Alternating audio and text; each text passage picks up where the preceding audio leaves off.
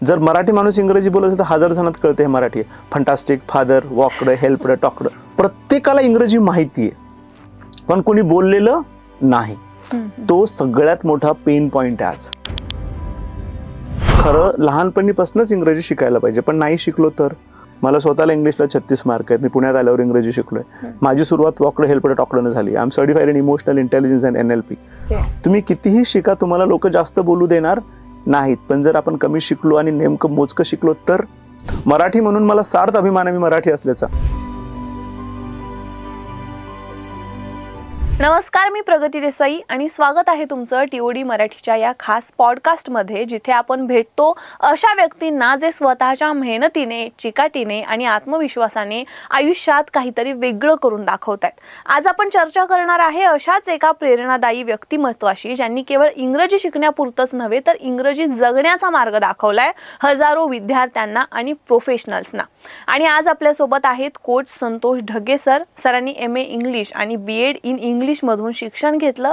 त्यानंतर देखील त्यांनी शिक्षण थांबवलेलं नाहीये. त्यांनी NLP न्यूरो लिंग्विस्टिक प्रोग्रामिंग मध्ये ट्रेनिंग घेतलं आणि आजच्या काळात अत्यंत महत्त्वाचं समजलं जाणारं इमोशनल इंटेलिजन्स या क्षेत्रातही ते सर्टिफाईड कोच आहेत.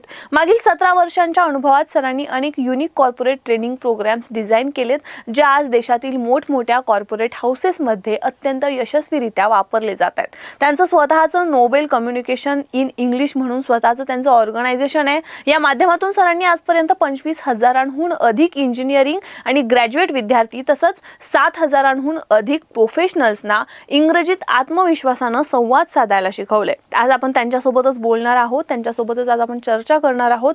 सर नमस्कार, तुमचं खूप खूप स्वागत आहे टाइम्स ऑफ डेमोक्रेसीच्या या विशेष एपिसोडमध्ये. सर मी ऐकलं की तुम्ही म्हणजे 12वी 12th मध्ये पण तुम्हाला 36 मार्क्स होते इंग्लिशमध्ये. त्यानंतर तुम्ही BA मराठीमधून केलं आणि देन तुम्ही MA इंग्लिशला गेलात. तर मग असं होतं ना पहिलं स्टार्टला की आपण ज्या सब्जेक्टमध्ये कमी आहे किंवा युज्युअली स्टुडंट्स हेच प्रेफर करतात की आपण ज्यामध्ये कमी आहे त्यामध्ये करिअर कधीच चूज नाहीत करत. तर तुम्ही या फील्डकडे कसं आला किंवा का हा डिसिजन घेतला हीच फील्ड चूज करण्याचा? ऍक्च्युली ही फील्ड चूज करण्याचा सगळ्यात पहिला रिझन आहे की मी ज्यावेळी इंग्रजी शिकवतो त्यावेळी मला खूप अडचणी आल्या आणि त्या अडचणी ज्या अडचणीतनं मी गेलो त्या अडचणी माझ्या स्टुडंट्सला येऊ नयेत. पहिलं. दुसरं, ही खूप चॅलेंजिंग फील्ड आहे की या ठिकाणी तुम्ही पॅशनेट राहावं लागतं, कमिटेड असावं लागतं आणि सगळ्यात महत्त्वाचं तुम्ही खूप ऑर्गनाइज्ड असावं लागतं. त्यामुळे मी ही फील्ड निवडली. आणि तिसरं सगळ्यात महत्त्वाचं, इंग्लिश शिकताना मला खूप अडचणी आल्या होत्या. So I had gone through many difficulties. मग आय थॉट की why not have a business of something which I had gone through difficulties. तुम्ही ज्यावेळी आयुष्याच्या प्रवासामध्ये तुम्ही चुकातनं शिकत असता त्यावेळी कुठेतरी तुमच्या चुकांची शिदोरी दुसऱ्यांच्या कामाला नक्की येऊ शकते. And that was a brain child behind starting a Nobel. आणि ते मेन रिझन होतं नोबेल सुरू करण्याचं.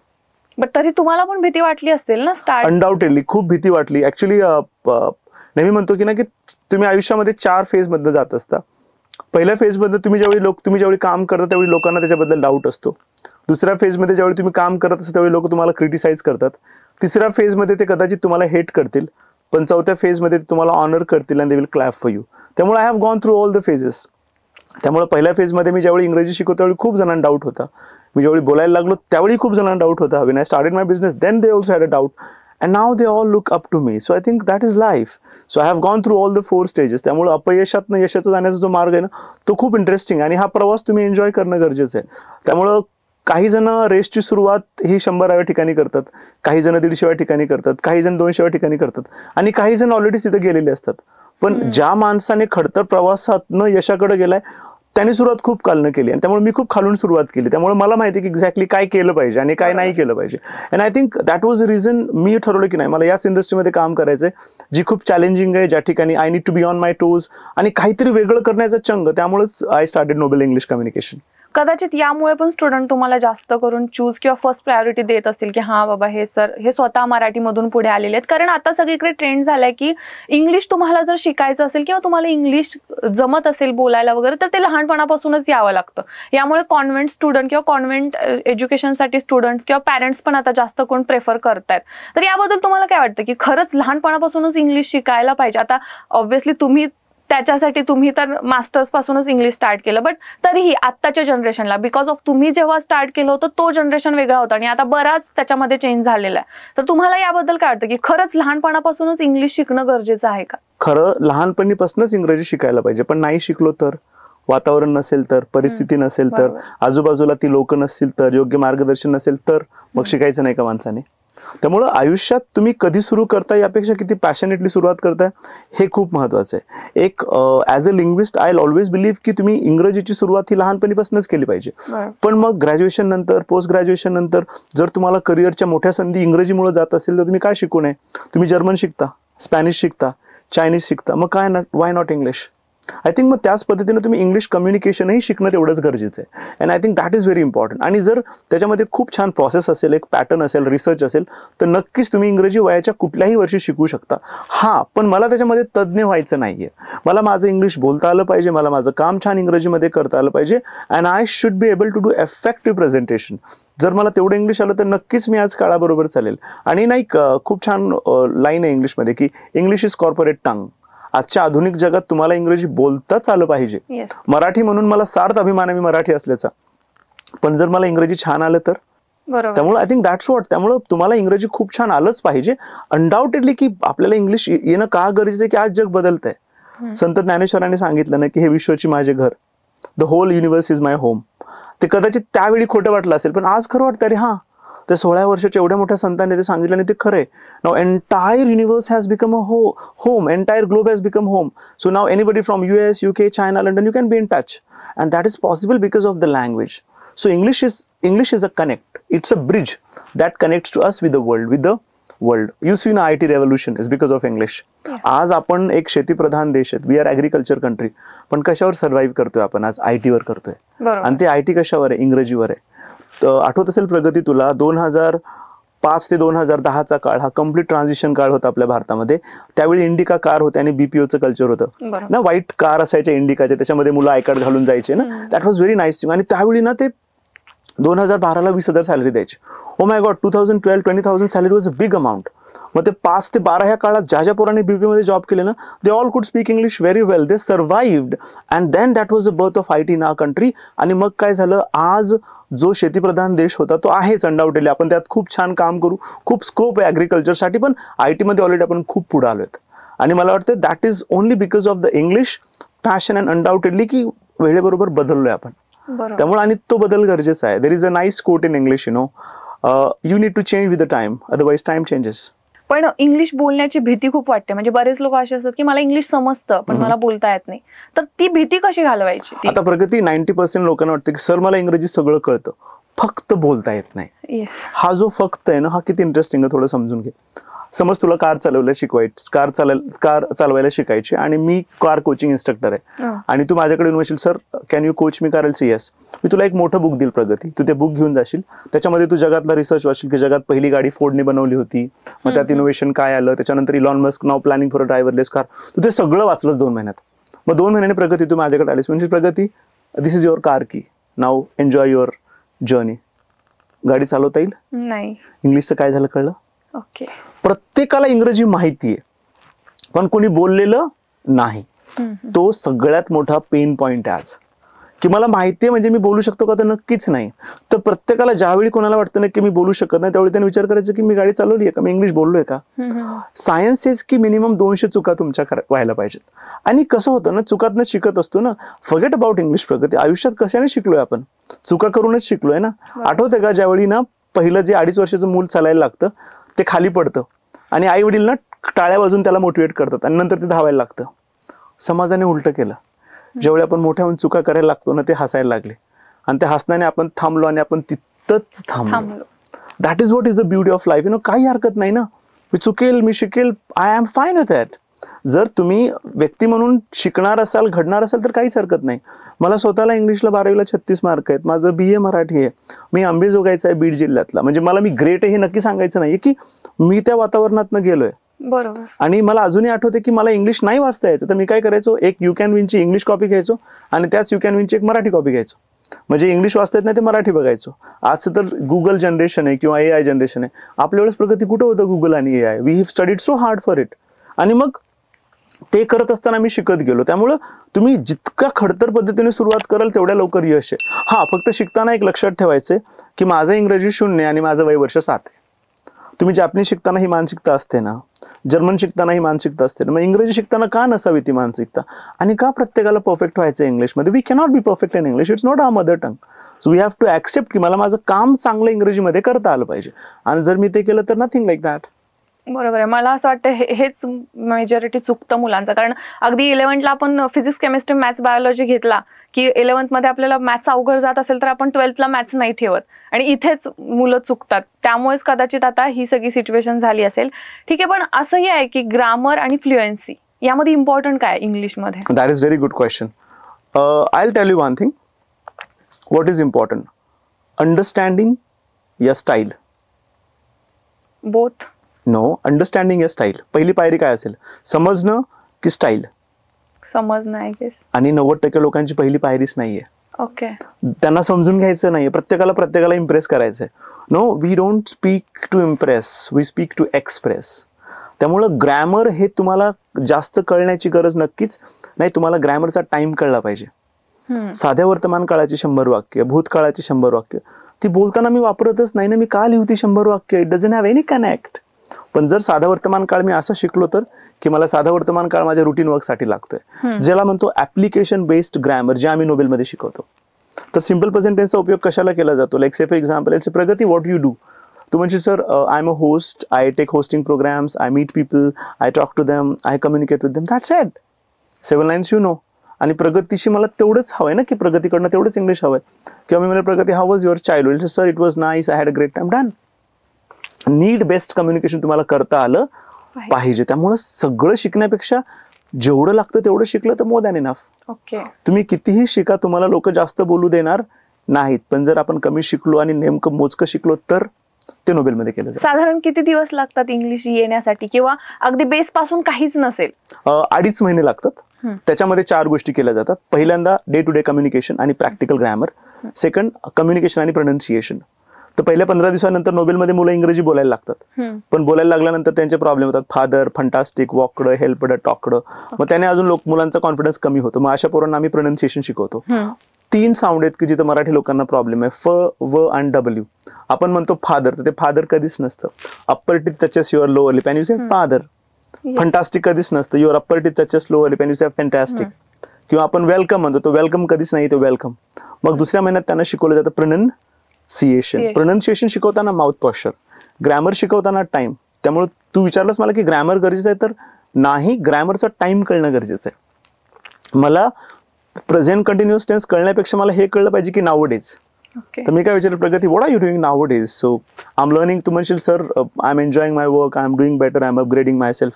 मग नाउ डेज महत्वाचं आहे का प्रेझेंट कंटिन्युअस टेन्स महत्वाचं आहे? प्रेझेंट. नाही, नाउ डेज महत्वाचं आहे. ओके. गेटिंग मी ना? So this is what. त्यामुळे हेच वाटतं की आपल्याला तुझे बोलीस ना प्रेझेंट करणे हेच आहे. तर प्रेझेंट कंटिन्युअस टेन्स नाही, नाउ डेज. कारण का लहानपणीपासून ते आपल्यावर अशा पद्धतीने मांडण्यात आले की नाही. एक्झॅक्टली. तर प्रेझेंट कंटिन्युअस टेन्स मी तुला भेटल्यावर म्हणणार, हे Pragati, tell me about present continuous tense. कमी म्हणणार, Pragati, what are you doing nowadays? Yes. Which is more logical, nowadays या प्रेझेंट कंटिन्युअस टेन्स? नाउड. मग का आपण जोर लावतोय प्रेझेंट कंटिन्युअस टेन्सला? Why are we focusing so much on that, जे कधी वापरलं जात नाही. आणि कुठली एक्झाम जगात प्रत्येकाला द्यायची आहे. We are not going to give exam. We are just going to communicate in very simple manner. त्यामुळे first needs time and communication. Then needs communication and pronunciation. And then that develops your fluency. आम्ही 2.5 महिन्यामध्ये प्रत्येक मुलाच्या कम्युनिकेशनचा flow तयार करतोय. Start कुठून करता तुम्ही? स्टार्ट सुरू करताना एकदम बेसिक आम्ही इंट्रोडक्शनच्या 4 लाईन पासून करतो. आधी प्रत्येक मुलाला इंट्रोडक्शन शिकवलं जातं. आणि my hobbies, like say for example, आता इंट्रोडक्शन मी काय म्हणेल, I am Santosh, I am from Pune, I have completed masters in English literature and bachelor's of education. I like meeting people and I like communicating with them. मी हे बोललोय, बरोबर आहे. आता प्रत्येक जण हा बोलतो आणि बोलल्यानंतर सांगितलं जातं की हा सिम्पल प्रेझेंट आहे. That is it. म्हणजे indirect coaching. What is it? म्हणजे जर मी 2 वाक्य बोलण्याआधी 100 नियम शिकले तर मी 2 वाक्य बोलणार आहे का आधी? ती प्रगती. Getting me? So this is what something. So I think हे कुठेतरी कळणं गरजेचं आहे की प्रत्येकाला त्या नियमात आपण एवढं अडकवून ठेवलंय ना की ते नियमाच्या बाहेर कोणाला जायचं नाही. पण हेच आपल्याला लहानपणापासून शिकवलं जात आहे ना, अगदी एज्युकेशन सिस्टीम पासून आपल्याला हेच शिकवलं जातं. आपण जेव्हा लहानपणापासून एज्युकेशन घेतो तेव्हा आपल्याला इंग्रजी हा जो सब्जेक्ट आहे त्याच्यामध्ये फर्स्ट हेच शिकवलं जातं सगळं, त्यामुळे कदाचित मग पुढे गेल्यानंतर पुन्हा हेच सगळं नाही आपल्यावरती शिकवलं लादलं जाते. गेलं दॅट का? Is what. तर हेच शिकवलं जात नाही ना, की अच्छा. तुम्हाला भारतामध्ये इंग्रजी भाषा म्हणून शिकवली गेलीच नाहीये. दिस इज व्हॉट यू मिस. या ठिकाणी इंग्रजी विषय म्हणून शिकवण्यात आलाय. ते 100 वाक्य, 100 वाक्याचा रट्टा. अजूनही मराठी लोक अग्री करतील की कोणीतरी सांगतं एक वाक्य घ्या 12 काळात करा आणि आलं इंग्लिश. हा. तेवढं सोपं आहे ते. तुम्हाला नीड बेस्ड कम्युनिकेशन कळलं पाहिजे. कुठल्याही व्यक्तीला इंग्रजीचे 10 क्वेश्चन खूप कॉमन आहेत. May I know about you, may I know about your childhood, what are your hobbies, may I know about your best friend, can you tell me about your memory, what is your past life, may I know something about your future. मी हेच बोलणार आहे ना, मग हेच तुला बोलता आलं तर दॅट्स इट. बरोबर. इतकं सोपं आहे ते. त्यामुळं आज आपण जे म्हणतोय ना की काहीतरी वेगळं वेगळं नाही करायचं, नीड बेस्ट. भारतामध्ये इंग्रजी विषय म्हणूनच शिकवला गेलाय, ती भाषा म्हणून नाही. ज्यावेळी इंग्रजी विषय म्हणून शिकतो त्यावेळी 4 गोष्टीवर फोकस केला जातो. इन्फॉर्मेशन जी आपल्याला माहिती आहे, रूल्स जे आपण शिकतोय, स्ट्रक्चर ज्याचा आपण रट्टा मारलाय, प्रॅक्टिस जी आपण खूप जास्त केली आहे, कम्युनिकेशन आपण केलेलं नाहीये. पण जर इंग्रजी तुम्ही भाषा म्हणून शिकाल तर कशावर फोकस आहे? इंग्रजीचा वापर, युसेज. जर तुम्ही भाषा म्हणून शिकाल तर फोकस कशावर आहे? प्रोनन्सिएशन. जर तुम्ही भाषा म्हणून शिकाल तर फोकस कशावर आहे? टोनल व्हेरिएशनवर. आणि जर तुम्ही इंग्लिश कम्युनिकेशन शिकाल तर फोकस कशावर आहे? Body language. आणि जर तुम्ही इंग्लिश म्हणून शिकाल तर फोकस कशावर आहे? कम्युनिकेशन म्हणून तर पॅटर्न्स ऑफ कम्युनिकेशन, जे आपल्याला आतापर्यंत शिकवण्यातच आलेले नाहीत. 20 वर्ष जर मला सांगितलं की ही गोष्ट अशी आहे तर 21व्या वर्षी मी ती मानणारच नाही ना. आपल्या भारतामध्ये ते झालं. सर तुम्ही बोललात प्रोनाऊन्सिएशन बद्दल, तर आपल्या इंडियामध्ये आणि बाहेरच्या कंट्रीजमध्ये फ्लुएन्सी किंवा प्रोनाऊन्सिएशन खूप डिफरंट आहेत. आपल्याला ते सांगितलं जातं किंवा सोशल मीडियावरून आपण बघतो पण. तर ते कशामुळं किंवा लेट अस अंडरस्टँड दॅट. पहिल्यांदा समजून घेऊ की the word English also has got plural Englishes. So we have American English, British English, and what Indians we speak is called Indian English. आता प्रगती अमेरिकन इंग्लिश म्हणजे काय? Past, caste, last. Okay. British English काय? Past, caste, last. आणि Indian is hodgepodge, past, caste, last. So Indian English is nothing but khichdi, it's a hodgepodge, mix of American accent, mixture of British accent. So what we Indians speak is called neutral English. Which English? Neutral English. मला याच्याबद्दल थोडं सांगायला आवडेल की तुम्ही जर call सेंटरमध्ये job करताय, जर समजा तुम्ही अमेरिकन लोकांबरोबर काम करताय तर तुम्हाला अमेरिकन ऍक्सेंट आला पाहिजे, जसं की पास्ट, कॅस्ट, लास्ट. जर तुम्ही युकेच्या लोकांबरोबर काम करताय तुम्हाला तो आला पाहिजे, जसं की पास्ट, कास्ट, लास्ट. तो ऍक्सेंट आला पाहिजे. पण तुम्ही जर भारतामध्ये असाल तर तुम्हाला न्यूट्रल इंग्लिश आलं पाहिजे. तर you need to know neutral English. What is neutral English? जसं की पॅस्ट, कॅस्ट, लास्ट. जर विचार कर एक भारतीय असं बोलतो की पॅस्ट, कॅस्ट, लास्ट, तो भारतीय वाटणारच नाही. पण तो जर बोलला तर पास्ट, कास्ट, लास्ट. ठीक आहे. किंवा एक टंग ट्विस्टर आहे, let's do it now. Okay. की अशी टंग ट्विस्टर आहे की जर एखादा ब्रिटिश व्यक्ती असा म्हणेल, matriculation examination is botheration to the Indian student whose occupation is cultivation. But that we can't say, my right? मग सोपं कसं होईल? Matriculation examination is botheration to the Indian student whose occupation is cultivation. Okay? Like say for example W sound. आपण म्हणतो world, wow. नाही, तुम्ही simple करू शकता. तुमचे लिप्स राउंड करू शकता आणि say O as in world, wow, wonder. तर तुम्ही तुमचं व्हॉइस न्यूट्रलायझेशन करू शकता. ओके. 4 स्टेजेस असतात. पहिल्यांदा असतं फॉनिक्स, जे वय वर्ष 4 ते 7 मध्ये शिकवलं जातं. त्याच्यानंतर असतं प्रोनन्सिएशन, जे तुम्ही BA इंग्लिश करत असाल तर तुमच्यासाठी तो सब्जेक्ट आहे. फोनेटिक्स म्हणतो आपण त्याला. Phoenix, phonetics. त्याच्यानंतर व्हॉइस अँड ॲक्सेंट. तुम्ही जर अमेरिकन प्रोसेसबद्दल काम करत असाल BPO मध्ये तर तुम्हाला त्या ठिकाणी शिकावं लागेल अमेरिकन ॲक्सेंट. पण आत्ता आपल्या लेवलला आपण शिकूया voice neutralisation, MTI reduction. What is it? MTI reduction. हा, म्हणजे जर मराठी माणूस इंग्रजी बोलत तर 1000 जणांत कळते हे Marathi. Fantastic, father, walked, helped, talked. मी गेलोय त्याच्यात, म्हणजे मी त्या सगळ्या गोष्टीतनं गेलोय. पण जर तो पॉलिश झाला तर hill not say fantastic, say fantastic. Hill not say 5, it's 5. तर तुम्ही तुमचं प्रोनाऊन्सिएशन पण याच्यात शिकू शकता, ज्याला म्हणजे म्हणतो व्हॉइस न्यूट्रलायझेशन. तर व्हॉइस न्यूट्रलायझेशन मध्ये सगळ्यात आधी we train you for the mouth posture training, then we train you for the tonal variations, we also train you for a tongue twisters. Tongue twisters म्हणजे काय की तुम्हाला तुमची टंग रोल झाली पाहिजे. अजून एक तू बोलतेस म्हणून सांगतो की इंडियन लोकांना एक फीडबॅक की इंडियन खूप फास्ट बोलतात. तर मराठी बोलताना आपण खूप फास्ट बोलतो आणि तेच आपण इंग्लिश बोलतानाही बोलतो. मग त्यासाठी टंग ट्विस्टर प्रॅक्टिस असते. काय असते? आता टंग ट्विस्टर प्रॅक्टिस कसं? Willy, walls, wonders, why, walloons, walk-ins, will, waste, water. Pedagogue आणि demagogue staged prologue near a synagogue. आता याचा अर्थ विचारू नको, याला अर्थ काहीच नसतो. हे असतात टंग ट्विस्टर्स, ज्याने तुमचं टंग प्रॉपरली ट्विस्ट केलं जातं. जसे मराठीमध्ये असतात. येस, तसं same we have in English. किंवा अजून एक टंग ट्विस्टर खूप इंटरेस्टिंग आहे, जे आम्ही नेहमी फॉलो करतो, की बिहारी लोकांना प्रॉब्लेम आहे स आणि शचा. मग she sells sea shell on a sea shore. The shells she sells on a seashore are seashells. If sells seashells on a seashore, then I'm sure she sells seashore shells. मग तुम्ही जरी टंग ट्विस्टरची proper practice केली तर तुमचा टोनही proper improve होऊ शकतो. म्हणजे one line, learning is a science, but you should believe in this science, and for that strong your self belief on the science, you should practice, you should learn from a coach, you should be systematic, and yes, you must be very positive about life. आणि ते नाही ग, आयुष्यात कुठलीही गोष्ट शिकताना जर तुम्ही सकारात्मक असाल ना, तर मला नाही वाटत you fail in life. The problem is mindset, the problem is not language. चुकू हुकू मला बोलायचं. मी असे विद्यार्थी दाखवतो जी खेड्यापाड्यात नाही, they speak very good English. आज मोठ्या मोठ्या गुगल सारख्या कंपनीत जॉब करतात, मराठी मीडियमचे मुलं आहेत, 60-60 लाखाची पॅकेज आहेत त्यांना आज. आणि ही माझी स्टुडंट आहेत, आय एम ऑनर्ड शेअरिंग. ती माझी स्टुडंट आहेत हे मला नाही सांगायचं, ते किती पॅशनेट आहेत मला ते सांगायचं. बरोबर. की म्हणजे तुम्ही जर पॅशनेट असाल, तुम्ही चुकात शिकाल ना, इम्प्रूव्ह व्हाल नक्कीच. इंटरव्ह्यूज मध्ये वगैरे जास्त करून इंग्लिशला प्रेफरन्स देतात, तर ते सुधारण्यासाठी काय करावं? म्हणजे इंटरव्ह्यू द्यायचं कसं ट्रेनिंग घ्यावं, किंवा ते घेण्यासाठी किती वेळ लागतो? त्या ट्रेनिंगलाही जनरली 2.5 महिने लागतो. कुठल्याही इंटरव्ह्यू मध्ये 4 गोष्टी बघितल्या जातात. सगळ्यात पहिल्यांदा तुमचं इंग्लिशचं स्ट्रक्चर कसं आहे, म्हणजे ऍप्लिकेशन बेस्ड ग्रामर.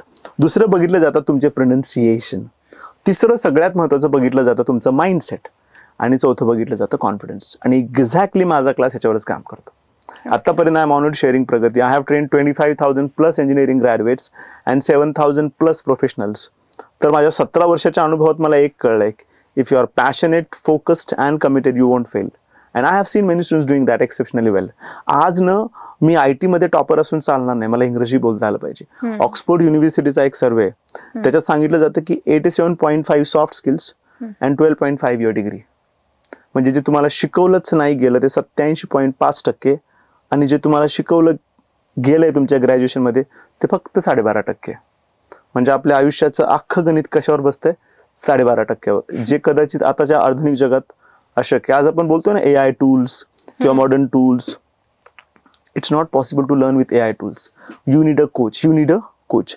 हे सगळे टूल्स तुम्हाला बॅकअप आहेत, पण तुम्हाला आधी प्रोसेस हवी आहे, तुम्हाला पॅटर्न हवा आहे, तुम्हाला कोच हवा आहे जो तुम्हाला तुमच्या लेवलला येऊन शिकवेल. आणि त्याच्यानंतर ते this tool can be backup.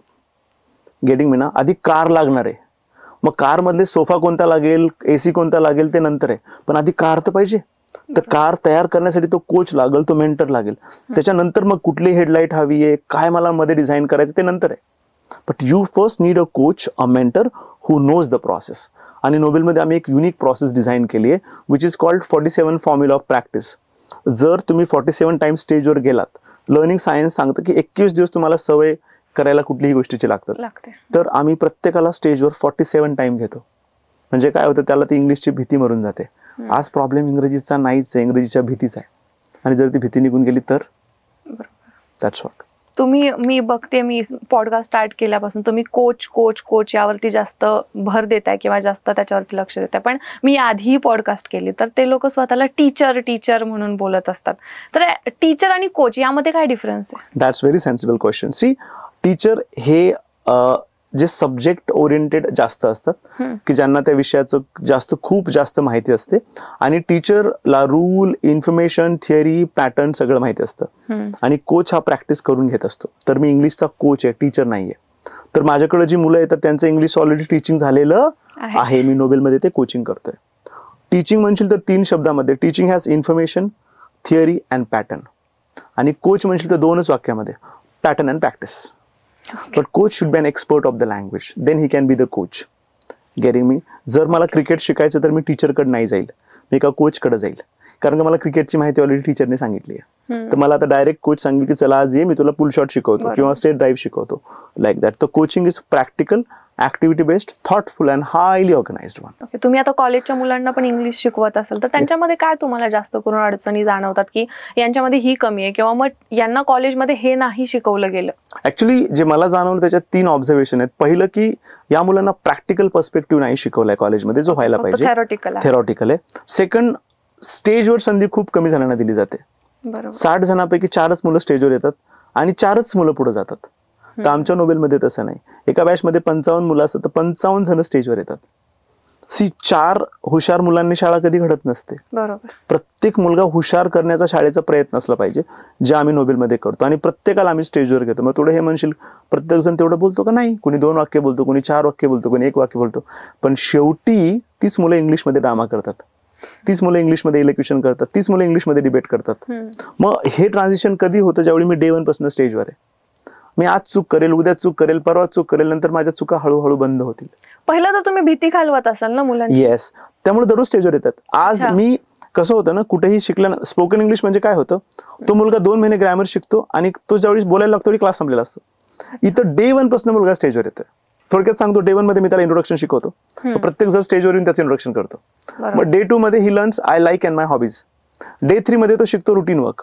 मग डे 4 मध्ये शिकतो व्हॉट वी डू. आणि डे 5 मध्ये सांगितलं होतं, तुझे बोललास ना तो सिम्पल प्रेझेंट आहे. ओके. डन. मग सिम्पल प्रेझेंट कळला तर मी बोललो, पण आता मला भीती नाहीये त्याची. पण मी आधी 10 नियम सांगितले तर तू बोलताना नियमाचा विचार करणार आहे का बोलण्याचा करणार आहे? बरोबर. तर that's what is learning all about. Am I right? आणि तुम्ही स्पोकन इंग्लिश बोललात म्हणून स्पोकन इंग्लिशचे खूप क्लासेस येतात आता सध्या मार्केटमध्ये बरेच आहेत. तर त्यामध्ये आणि आपल्या टीचिंग मध्ये काय डिफरन्स आहे? स्पोकन इंग्लिशमध्ये 3 गोष्टी केल्या जातात. तिथं ग्रॅमर शिकवलं जातं, पॅटर्न्स थोडेसे टिपिकल असतात आणि सगळी कामं तीही छानच करत असतील किंवा कदाचित करतही असतील. आणि स्पोकन इंग्लिश मधला सगळ्यात मोठा जो प्रॉब्लेम आम्हाला जाणवलाय, ज्याच्यावर काम होणं खूप मोठं गरजेचं आहे, की ते प्रॅक्टिकल नसतं, ते खूप जास्त थिअरॉटिकल असतं. तर आपल्या नोबेलमध्ये इंग्लिश आणि कम्युनिकेशनचं मर्जर केलंय आम्ही. कम्युनिकेशन जे तुम्हाला डे टू डे लाईफमध्ये लागतं ते, आणि इंग्लिश जे तुम्हाला प्रॅक्टिकल लागतं ते. तर इंग्लिश कम्युनिकेशन मध्ये प्रत्येक गोष्ट practical, concept based, activity based आहे. तर माय क्लास इज 90% रिझल्ट ओरिएंटेड. 90% का म्हणतोय? जो प्रत्येक जण स्टेज वेळेस 50-55 वेळेस जाणार आहे, तो प्रत्येक जण इम्प्रूव्ह झालेला असेल. हा, तुम्ही आयुष्यात दुसऱ्यापेक्षा चांगले नक्की येऊ शकत नाही, पण स्वतःपेक्षा प्रत्येक जण चांगला झालेला असतो. And that is what exactly I do at Nobel. मला स्वतःला इंग्लिशला 36 मार्क आहेत. मी पुण्यात आल्यावर इंग्रजी शिकलोय. माझी सुरुवात वॉकडं हेल्पडं टॉकडं झाली. I am certified in emotional intelligence and NLP. तर एक NLPचा रूल आहे की जर मला करायचं तर मला करायचं. If I want to do it I should do it. आणि NLP सेज डू इट नाव.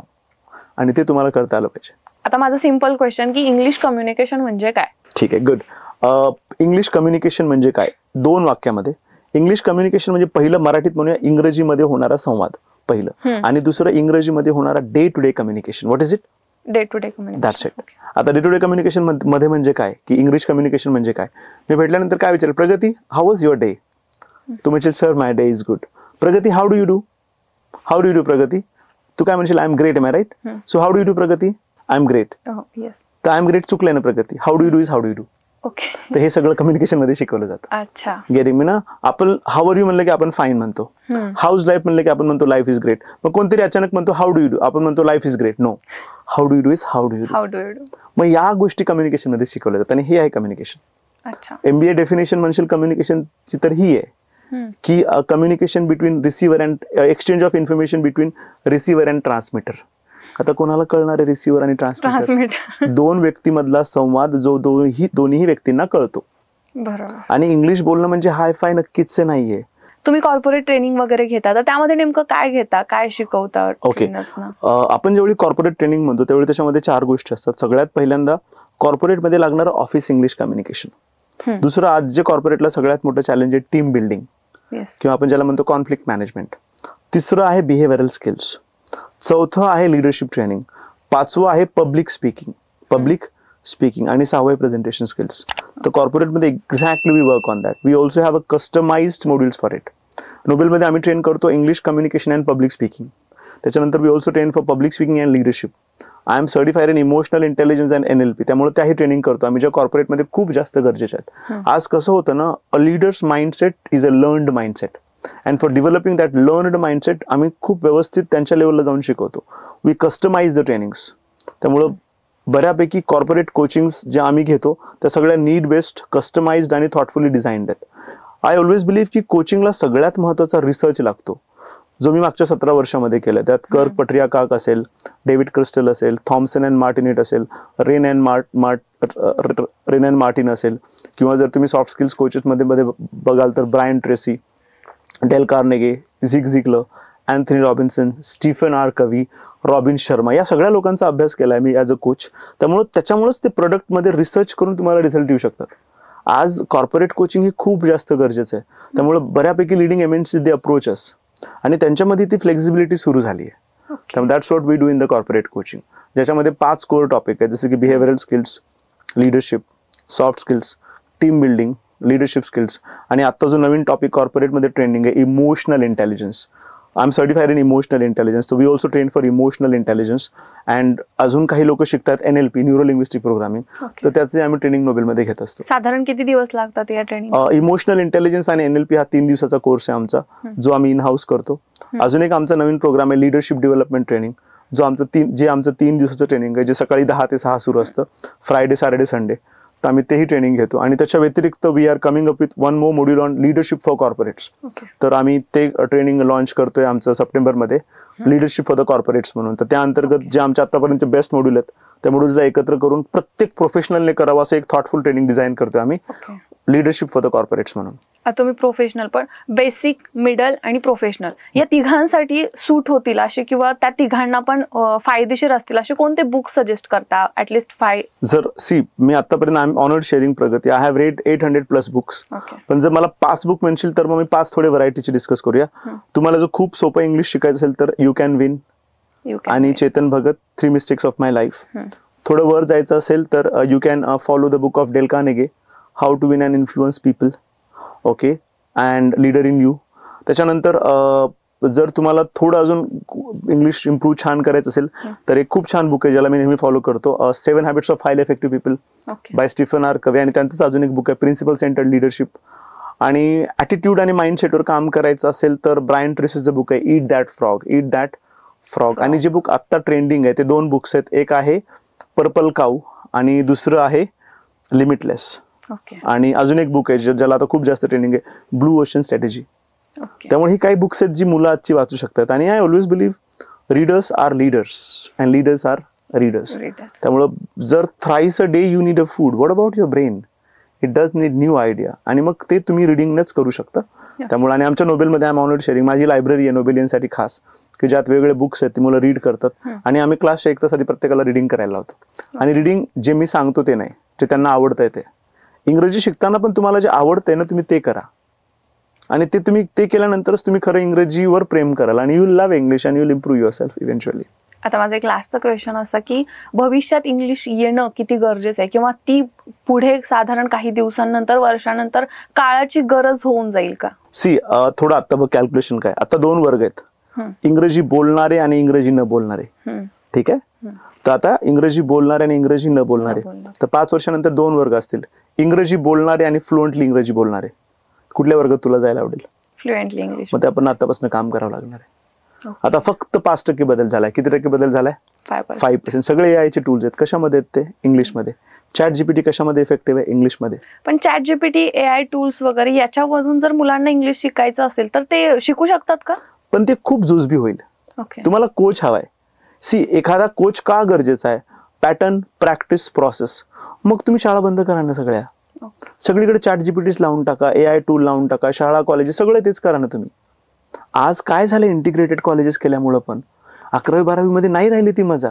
कारण का ना 11वीचे ते कॉलेजचे दिवस, मुलं जाऊन शिकवणार, एक्सपिरियन्स प्रोफेसर तिथे येणार, त्यामुळे कुठेतरी तुम्ही ती लिंक तोडताय. ChatGPT, AI चे टूल्स खूप गरजेचे आहेत. पण जर तुमचं बेसिक छान असेल, तुमचा कॉन्फिडन्स छान असेल, आणि जर तुम्ही प्रॅक्टिस करत असाल तर टेक्नॉलॉजी ही तुम्हाला कधीच मारक नाहीये, ती पूरक आहे. पण तुम्ही कशी वापरताय आणि तुमचा त्या भाषेबद्दलचा अभ्यास किती हे करणं गरजेचं आहे. ChatGPT कोणी बनवलंय? माणसांनी. AI कोणी बनवलंय?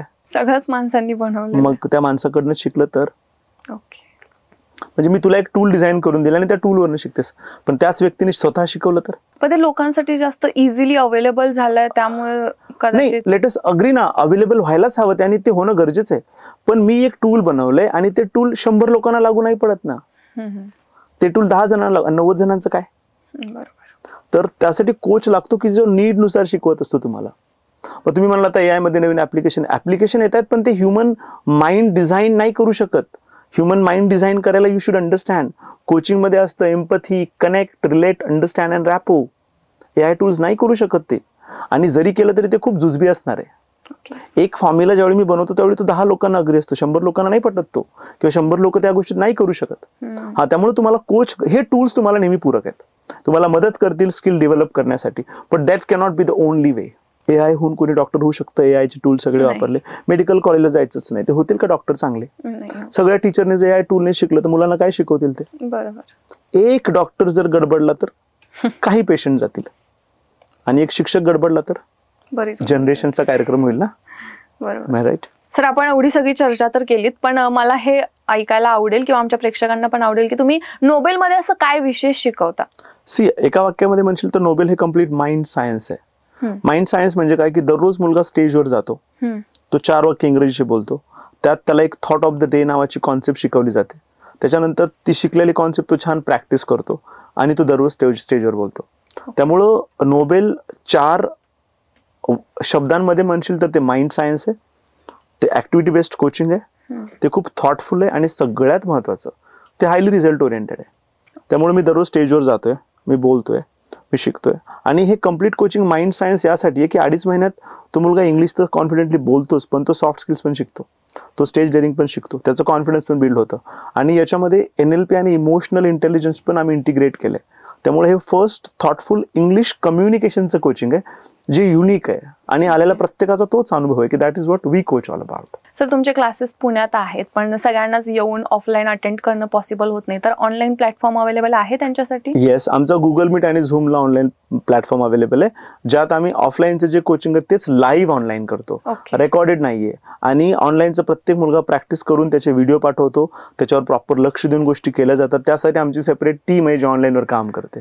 त्यामुळे ऑनलाईनला आम्ही एन्श्योर करतो की प्रत्येक मुलाने ते बोललं पाहिजे, त्याने ते प्रॅक्टिस केलं पाहिजे, आणि त्याला इंग्रजी भाषा म्हणून खूप छान कळली पाहिजे, आणि त्यांनी ते एन्जॉय केले पाहिजे. त्यामुळे we are equally effective online also, आणि 2017 पासून आम्ही ऑनलाईन तेवढंच मोठं काम करतोय जेवढं ऑफलाईन करतोय. त्यामुळे सातारा, सांगली, कोल्हापूर, सोलापूर, महाराष्ट्राच्या कानाकोपऱ्यातनं खेड्यातील मुलं सुद्धा नोबेलचा क्लास अटेंड करतात, and they are enjoying the process. आता सर, सगळ्यांच्या आणि बघणाऱ्या पण सगळ्या प्रेक्षकांच्या मनात पडलेला प्रश्न की फीज किती आहेत आपल्या क्लासेसच्या, किंवा त्याच्या बॅचेस कशा असतात? सी, नोबेलचे 3 प्रोग्राम आहेत. एक आहे इंग्लिश कम्युनिकेशन आणि इंटरव्ह्यू स्किल्स, जो आहे इंजिनिअरिंगच्या मुलांसाठी की जे इंटरव्ह्यूची तयारी करतात. दुसरा आहे English communication and public speaking, की जी मुलं इंटरव्ह्यूची पण तयारी करतात पण त्यांना पब्लिक स्पीकिंग आणि लिडरशिप करायचंय, त्यांच्यासाठी आहे English communication and public speaking. आणि तिसरं आहे English communication and leadership development, त्यात आम्ही त्यांना NLP आणि इमोशनल इंटेलिजन्स शिकवतो. त्यामुळे क्लासची फीस 10,700 पासून पुढे प्रोग्राम आहेत. आणि हा, मला 17 वर्षाचा अनुभव आहे, आणि स्वतः मीच शिकवतोय, मीच होणार आहे नोबेलचा. म्हणजे मी सांगतो कोणतरी 4थं येतं आणि मला 3 दिवसाने भेटा असं काही नाही इथं. I am 100% involved in the coaching, and I will be 100% involved in the coaching as long as I have been coaching. So त्यामुळं या कोचिंगमध्ये मी 100% इन्वॉल्ड आहे. त्यामुळे प्रत्येक मुलाला स्वतः मी शिकवतो, आणि नोबेलचा तोच USP की आज ओनर असून स्वतः मी शिकवतोय. That's what. तर थँक्यू सर, एवढं बिझी शेड्यूलमध्ये तुम्ही आलात आणि आपल्या TODच्या प्रेक्षकांसोबत चर्चा केलीत, खूप चांगलं मार्गदर्शन केलं. नक्कीच याचा फायदा आम्हाला सर्वांना होईल, आणि एवढा वेळ काढून आल्याबद्दल मनापासून धन्यवाद. थँक्यू प्रगती मॅम, थँक्यू.